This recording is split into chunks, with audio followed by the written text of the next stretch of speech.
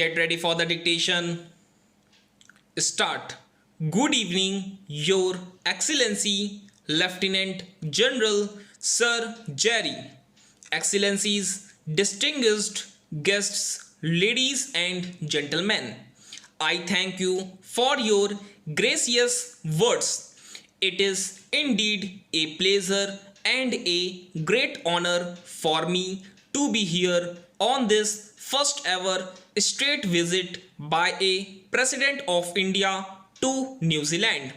Excellency, as I mentioned you this morning, though this is my first visit to this beautiful land and city is not unknown to me, as I had this privilege of representing my country as days of my foreign minister in 1995 at the Conference of Heads of Commonwealth, as this particularly significant as Nelson Mandela for the first time as head of the state of South Africa attended the conference of the Commonwealth Heads of Government.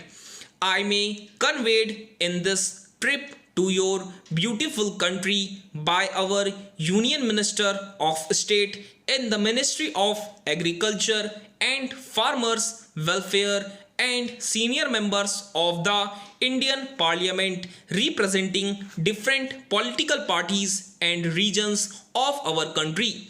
We bring the goodwill and best wishes of the government and the people of the Republic of India.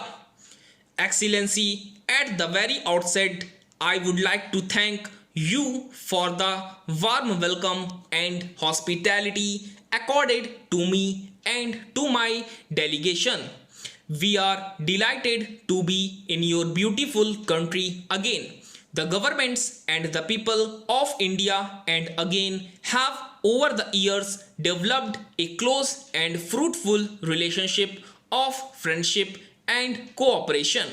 We share a unique bond of trust and mutual understanding based on our shared values of synergies. Though we may be separated by geographical distances, our cooperation has in recent years become increasingly multifaceted, dynamic, and rewarding. We note with satisfaction a new momentum in our bilateral relations, especially since the visit of Prime Minister the Honorable John Key to India in June 2011.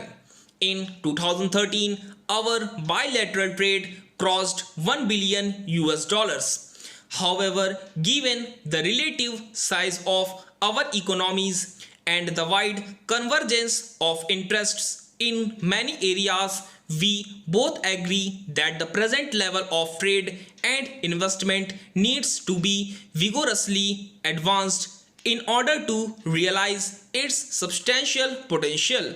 Excellency, ingenuity, and invocation are qualities for which your country is well known. I understand the popular local culture holds that Kiwis can do anything with a piece of number 8 wire used for version tubes of fencing.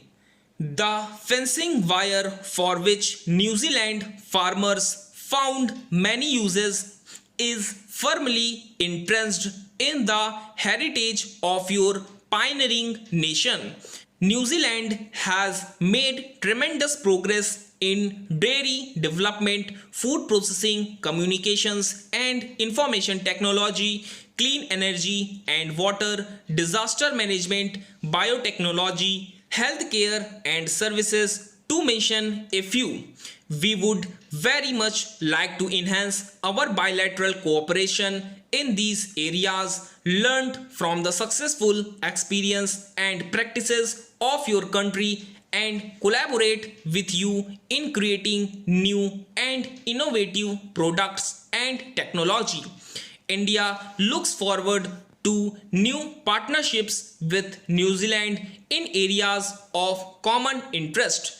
We invite investors and entrepreneurs from your country to join Indian counterparts in the Make in India initiative of my government. Our two nations share an extraordinary convergence of values and aspirations. We have demonstrated a remarkable degree of independence of spirit in defending and upholding democratic values that are vitally important to the group of nations. Both our countries are active participants in regional and international fora and have worked together in close cooperation on matters of shared interest and concern. We both recognize the imperative of strengthening the UN system and other international organizations. We would like to see that reformed so that they remain relevant and effective in addressing the challenges that confront the world today. In this context, India stands ready to shoulder greater responsibilities in the international arena. In the United Nations Security Council, New Zealand has addressed issues of global security and highlighted the challenges faced by smaller states. The impressive support that New Zealand gathered in last year's UNSC election revealed both the quality of your diplomacy and the trust that other countries have placed in you. We look forward to enhanced cooperation between our two countries both in the regional as well as global context. Excellency, New Zealand is home of more than 170,000 people of Indian origin. Our people to people contacts are growing. Indian students are increasingly opting for higher studies in your country, and we are seeing enhanced tourist flows in both directions. The most famous New Zealander known to Indian remains Sir Edmund Hillary for being the first climber to reach the summit of Mount Everest along with Tenzing Norgay.